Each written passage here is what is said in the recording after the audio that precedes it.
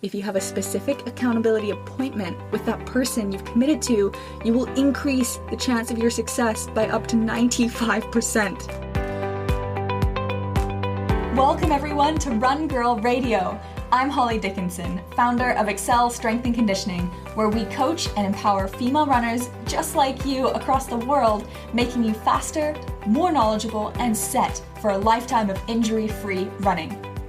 Each week, I will be bringing you impactful information, creative solutions, and juicy running tips to get you one stride closer to your highest running self.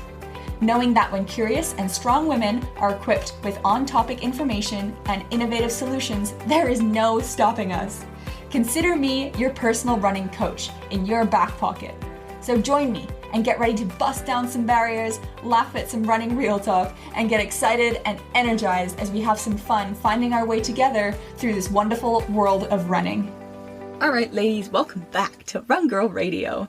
Today we're hitting on some dynamic ways to hone in on recruiting an unbreakable accountability team, or accountability BFF.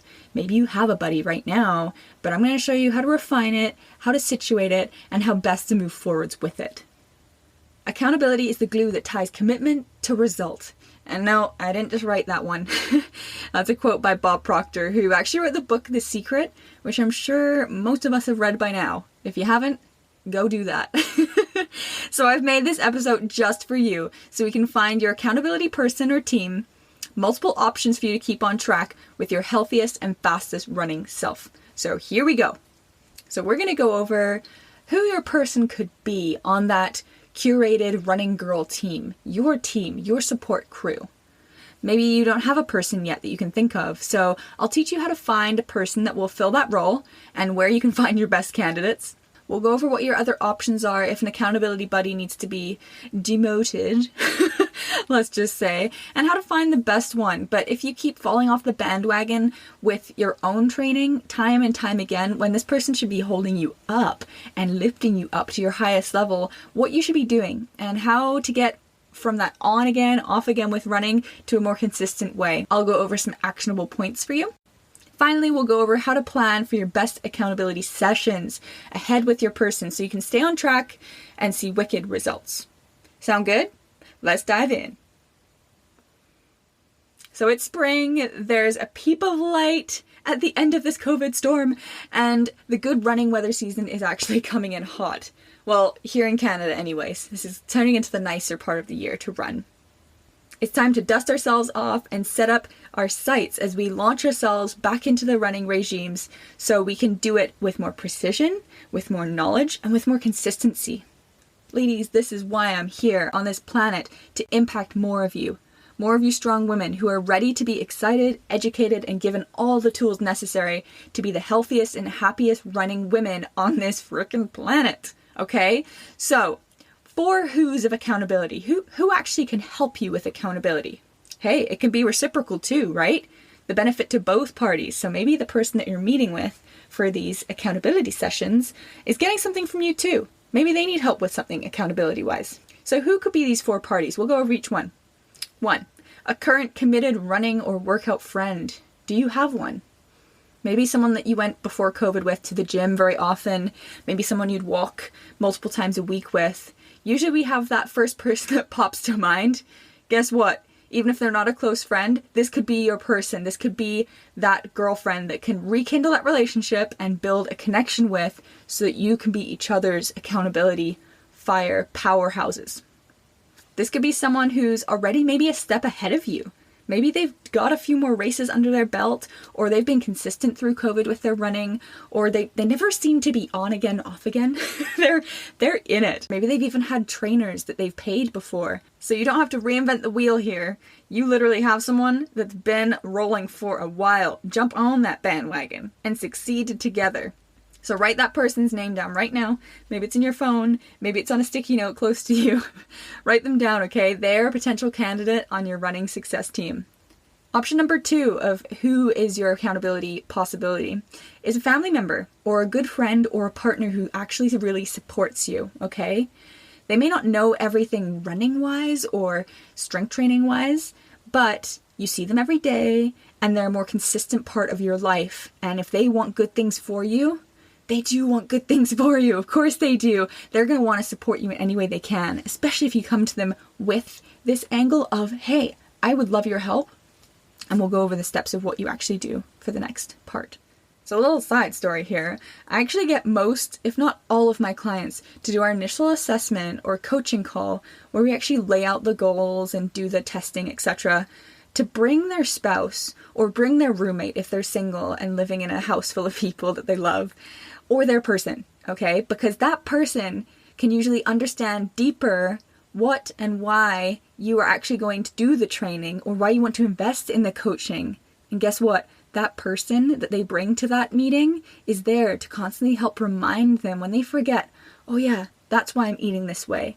Oh, it's for my goal. Oh yeah, that's why I made this habit and this plan and why I want to do these certain runs or workouts, etc. It's for that goal. Thanks for reminding me. But by picking a family member or friend or partner who supports you, you actually pick them too because they stick to their goals and processes. You've seen them push for other goals before, or you see them currently dedicated to other goals themselves. So make sure it's a family member that does do this and does step towards this, or does want this for you. They see the potential in you. This person must be interested in actually helping problem solve. They're interested and they're invested in making you happy, and in general, love you. So really hope there's someone in your circle that you can automatically think of that you're like, great candidate. They might be a person I contact. So on to option number 3. Who could be that accountability person for you? Okay, this one's going to be a bit weird. It's a BFF you haven't met yet. A friend out there, a match made from heaven that you don't even know yet. You haven't even had any conversations with them before. If there's no one in your circle or your family or your friends or your neighbors that are runners or even as active or goal-oriented and committed as you are, that's fine. Guess what? There's over 7.5 billion people in this world, and a beautiful thing called the internet magically allowing us to all communicate and connect. So go search some Facebook groups specific to your goal, and pages full of people like you are there waiting, talking, posting. For example, on Facebook, I'm part of a few groups, and I've actually linked them down below, that you can join for free who have hundreds of thousands of followers in their groups. People posting, chatting, giving their opinions on fun runs, etc. And they're there for you to enter into. Just gotta be compliant with the rules, be friendly, no hate talk, be supportive, all the stuff that we're gonna do anyway. But I've linked them down below, but there's ones called Girls That Run, Beginner Runners Support Group, Running for Beginners, Running Motivation Group, Run Like a Girl Global Community, The Running Community, and the list goes on. And that was just a quick search in the group part of Facebook. So you could have a virtual running best friend somewhere in the world waiting for you to be a part of your accountability team, okay? Time to think bigger than just our small circles. And option number 4 of who could be your accountability person, guess what? A run coach or a trainer or a pro. If you're sick of the on again, off again, something not working for you, tired of trying to figure it out alone, then finding someone who may actually be a good accountability fit and investing in a bulletproof goal setting with that person and coaching system that works for you, right? It's all about you. Then there's so many options for you. Coaching can take forms in so many ways now. In person, virtually, outdoors, at the gym, making running schedules and sending them to you, doing email back and forth accountability, maybe Zoom calls. Oh my gosh, the list goes on, you guys. There are many coaches out there, and if you have one that is very in tune with what you do and they have an offering that is perfect for you, it's a good fit, jump on that. Investing in those things can help bring momentum. So those are your 4 accountability options of people. Now, once you have your person, we need to set some parameters and write it all down. So there was a psych professor, Dr. Gail Matthews, that did a study that found that 76% of participants who wrote down their goals and actions and provided weekly progress to a friend successfully achieved their goals. So this study really shows that if you write down your goal, create a plan and a system of support to hold yourself accountable for achieving that goal, there is a huge potential for success. So I have 5 main pointers to share that are parameters for your accountability calls. Okay, number 1 is, when are we going to actually meet that week? How often? And how long are those calls going to be?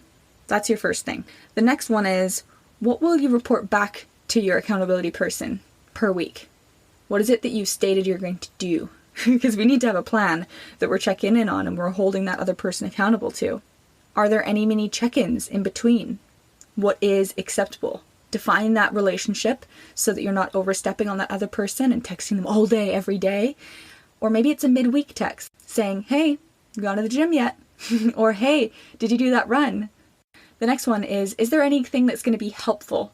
Any tools, any documents you want to share with each other so you can record things down midweek? Maybe a Google Docs that you share that you put your wins in or your struggles in as you think of them, as you're going and living through them in your week, so that you have some tangible piece to work towards.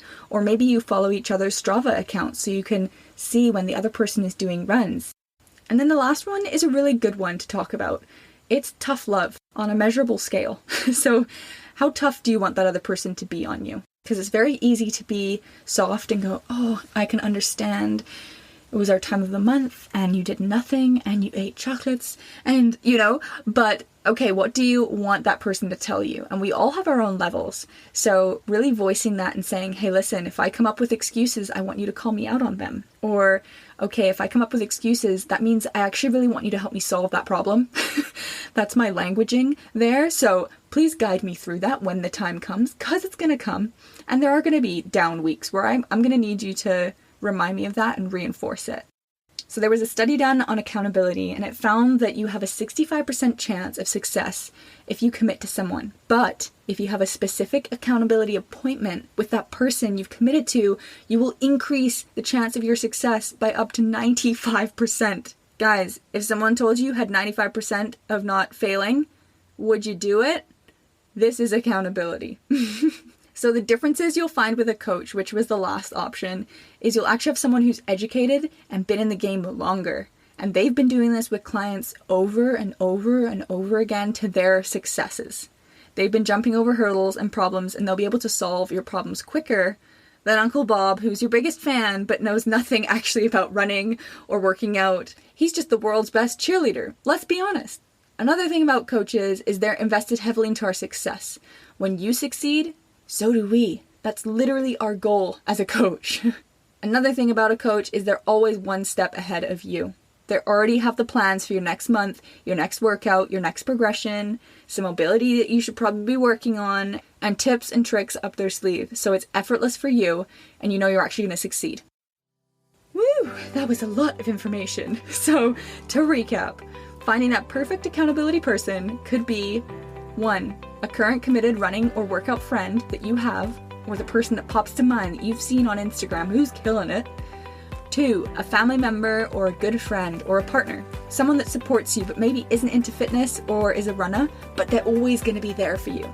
3rd, a running BFF that you haven't met yet. They're out there. They're on one of those groups that I've linked in the show notes below.